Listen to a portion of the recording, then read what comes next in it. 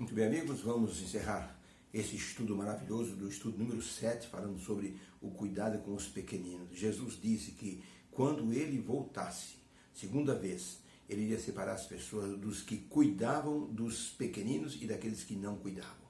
Ele foi bem enfático. Sempre que vocês fizeram a um desses meus pequeninos, fizeram para mim. Por isso que no livro de Provérbios 14:31, o sábio Salomão escreveu o seguinte: o que oprime ao pobre insulta ao seu Criador, mas aquele que cuida do pobre está honrando ao Senhor Deus. Nesse contexto, a igreja então hoje deve auxiliar os pobres, aqueles que não têm família, aqueles que são estrangeiros, aqueles que Paulo chama de os domésticos da fé. Outro dia eu estava ouvindo um pastor pregando, ele disse que depois que terminou o culto, fizeram junto a panela na igreja e de repente, enquanto se preparava os alimentos, um rapaz bonito, alto, caiu desmaiado.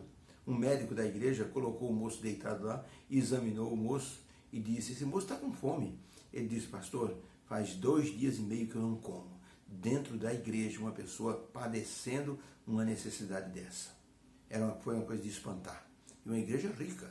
E aquele pastor disse: irmãos, precisamos olhar os domésticos da fé, olhar aqueles que estão ao nosso redor. Isso é muito importante. Às vezes a gente está adorando a Deus e tem gente que não tem nada que comer ali quando termina o culto de sábado. Vai para casa para amargar ali uma mesa vazia, não tem nada no fogão, não tem nada na geladeira. Então temos que pensar nessas pessoas que são nossos irmãos na fé e muitas vezes não têm o que comer. Alguns têm vergonha até de pedir. Por isso temos que ter então aqui a perspicácia de olharmos as pessoas assim que estão mais acanhadas, que estão assim mais acabrunhadas, como é chamado, pessoas que estão entristecidas. Alguma coisa deve estar acontecendo. Muitas vezes é falta de alimento, a pessoa tem vergonha de estar pedindo, tá? Aqueles que estão entre nós, na comunhão da igreja, devem ser atendidos. Por isso, nossas ofertas devem suprir as necessidades daqueles que são assim empobrecidos, estão carentes por causa das circunstâncias da vida. Às vezes a pessoa perdeu o emprego, às vezes a pessoa ficou adoentado, trabalha por conta, não pôde trabalhar e está passando necessidades.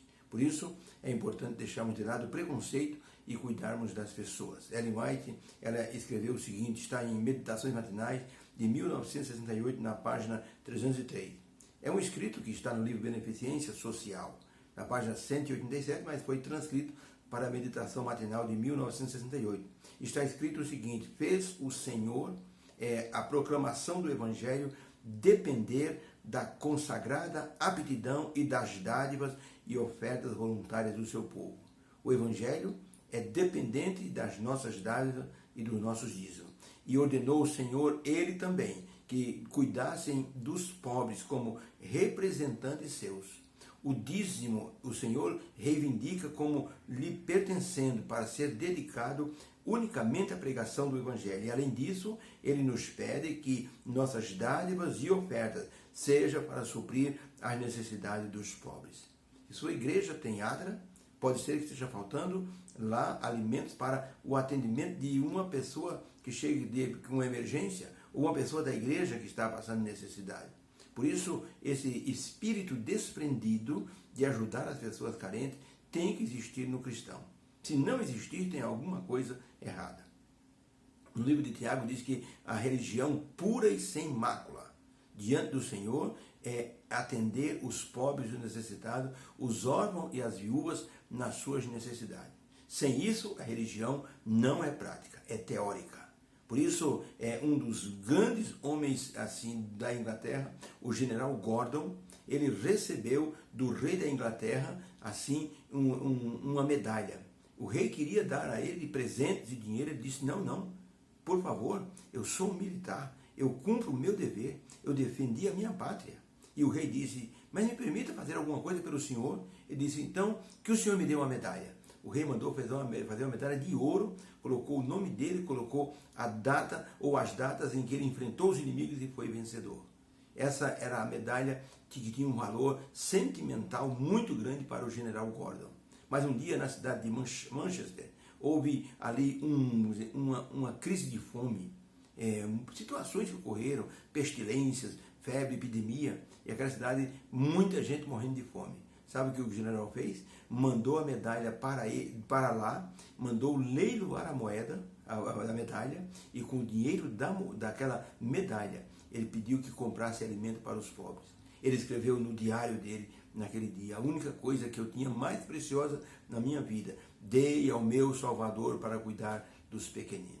Que espírito desprendido deste homem, é assim, que era um general, mas era também um servo de Deus. Que exemplo para que nós possamos seguir esse exemplo. Estudamos essa semana sobre como Jesus atendia os pobres e os excluídos e os valorizava, porque os maiorais da religião judaica, eles não queriam saber dos pobres. Para eles, pobreza e deficiência física era sinal de uma maldição de Deus sobre aquela vida. Ou os pais pecaram, ou a própria pessoa havia pecado. Por isso, a pessoa estava pobre ou amaldiçoada.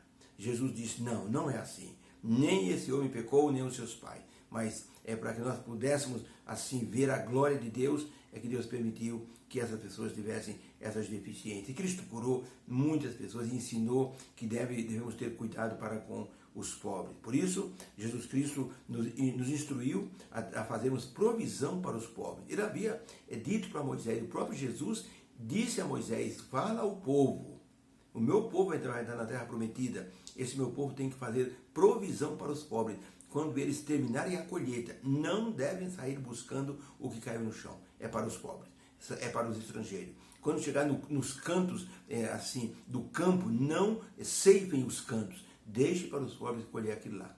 Então isso era provisão para os pobres, tá? E o rei Davi também, dentro dessa mesma linha de pensamento, ele declarou de forma poderosa a verdade que está em Salmo 41, verso 1, dizendo: bem-aventurado é aquele que atende o necessitado, porque o Senhor o livrará no dia do mal. Atender o necessitado tem crédito com Deus, e Deus vai levar você numa situação de emergência. A história do jovem rico nos chocou, porque o jovem rico era muito religioso. Diz para Jesus: os mandamentos eu guardo desde menino. Jesus disse: então só te falta uma coisa, meu filho. Você está no caminho para o céu. Você faz o seguinte: vende os teus bens, dá aos pobres, vem e me segue, e você vai ter um tesouro no céu. E diz a Bíblia que ele retirou-se triste, porque era dono de muitos bens. Não tinha amor pelas pessoas. Era o ego, tudo concentrado nele. Já Zaqueu era um homem rico, mas não era apegado às riquezas como o jovem rico. Zaqueu disse para Jesus: Senhor Jesus, eu resolvi que eu vou pagar todo mundo que eu dei o calote, todo mundo que eu enganei, todo mundo que eu defraudei, cobrando impostos. Eu vou dar metade dos meus bens para ajudar os pobres. Então Zaqueu era muito rico. Zaqueu era muito rico. Para ele tomar essa decisão, é porque esse homem tinha um lastro financeiro assim impressionante. Mas Deus tocou no coração dele e ele foi aceito por Jesus. E Jesus disse: hoje houve salvação nesta casa, porque este também é filho de Abraão. Abraão foi o ancestral dos judeus. E Abraão tinha cuidado com os pobres também. Jó, então, nem se fala, porque ele era totalmente íntegro, respeitador, bom cristão, temia o Senhor Deus, se desviava do mal. Deus se orgulhava de Jó, chegou até a testemunhar diante do diabo, dizendo: viu meu servo Jó? Não existe na terra ninguém mais íntegro e temente a Deus como ele. E Deus elogiou Jó. E além disso, a história mostra que Jó tinha um coração muito bondoso. Ele usava os seus bens para atender as pessoas pobres, os desvalidos, os desafortunados, os excluídos. Jó dizia: até a pessoa que eu não conheço, se eu perceber que ele tem uma necessidade, eu defendo a causa dele. Então Jó tinha um coração maravilhoso, por isso que Deus o abençoava com tanta riqueza. Ele era um homem desprendido, ele não tinha dó de gastar com os pobres e atender as pessoas que eram mais pobres. Que nossa experiência, então, seja essa, que Deus nos deu a visão essa semana de cuidarmos das pessoas que padecem, os órfãos, as viúvas, os doentes, os deficientes. Logicamente que as pessoas vão dizer: mas nós temos que ter cuidado, que existem muitos aproveitadores. É verdade. Até existe a história de um homem que estava se coçando lá na frente de uma fazenda, o morão da cerca, e o homem então se coçando as costas e se esfregando naquele morão da cerca. E o fazendeiro olhou e disse para o seu empregado: quem é aquele cidadão lá? Disse: patrão, é um homem, ele perdeu tudo, sabe? Um homem até ia bem na vida, mas perdeu tudo, e o homem hoje ele é um mendigo. Ele mendiga, ele deve estar pedindo alguma coisa. Mas ele está se coçando no morão da cerca. Vou chamar aquele homem aqui. Aquele fazendeiro recebeu aquele homem que estava no portão da fazenda dele, perguntou, conversou com ele. O homem disse: realmente, eu perdi tudo na vida, eu sou uma pessoa que gosta de trabalhar, mas eu não tenho recurso mais, então só me restou pedir esmola pela rua. Aquele homem rico disse: não, o senhor, meu empregado já disse que o senhor é um homem trabalhador, eu vou lhe dar o seguinte, você vai tomar um banho, vou lhe dar uma muda de roupa, vai almoçar comigo, eu vou lhe dar um dinheiro para o senhor se estabelecer. Não é que o homem acabou se virando e acabou se estabelecendo, comprou algumas coisinhas, começou a vender, se tornou de novo um bom comerciante. Dois camaradas ouviram essa história e foram lá na porta da fazenda, os dois, cada um no morão da cerca, esfregando as costas. O patrão olhou e disse: o que é aquilo lá? O empregado disse: são dois pedintes aí que ouviram falar da história que o senhor ajudou aquele homem, querem ajuda também. O fazendeiro disse: deixa que eu vou lá. Foi lá e disse: o que vocês querem? Que o senhor ajudou aquele nosso amigo, a gente está aqui, vê se o senhor nos ajuda também. Então o homem disse: mas aquele homem estava aqui sozinho, coçando as costas dele no morão da cerca. Vocês são dois, porque um não coça as costas do outro e vão-se embora aqui da porta da minha fazenda antes que eu ponha vocês para correr. Os dois arregalaram os olhos e perceberam que o homem havia descoberto que eles estavam querendo se aproveitar da bondade dele e fugiram dali. O patrão disse: só me resta isso, aproveitadores, assim da bondade alheia. Jesus Cristo nos ensinou a sermos prudentes como a serpente e simples como as pombas. Então, mesmo quando ajudamos as pessoas, nós precisamos, logicamente, ter um pouco de perspicácia para que os outros não nos enganem. Mas aparecem pessoas na igreja, do nada: eu queria que vocês me arrumassem um dinheiro para comprar um botijão de gás, eu queria viajar para o Nordeste, eu só tenho 20 reais, eu precisava de mais 150.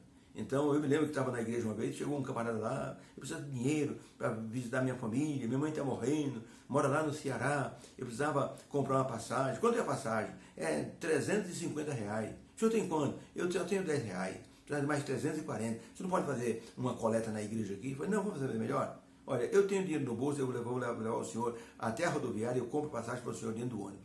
Ele disse: o senhor pode fazer o seguinte, e eu aceito. O senhor me espera aqui que eu vou ali na esquina, minhas coisinhas, eu vou ajuntar e venho aqui e nós vamos lá na rodoviária comprar passagem. Até hoje o homem não apareceu, tá vendo? Então nós temos que também termos um pouco de perspicácia na ajuda aos pequeninos, tá? Existem aproveitadores também, mas Deus nos abençoe, que possamos, logicamente, ajudar aqueles que realmente necessitam, aqueles que nós conhecemos, aqueles que vêm por indicação. Então, colaboremos então com a obra assim, de ação social em nossa igreja, e estaremos cuidando dos pequeninos também. Obrigado, Senhor, pela lição dessa semana. Nos ajudou muitíssimo a entendermos que devemos cuidar dos pequeninos como Jesus nos ensinou. Abençoa-nos esta sexta-feira e o sábado esteja feliz, em nome de Jesus. Amém. Feliz sábado para você. Que haja uma bênção no teu coração e para a tua família. Deus abençoe. Amém.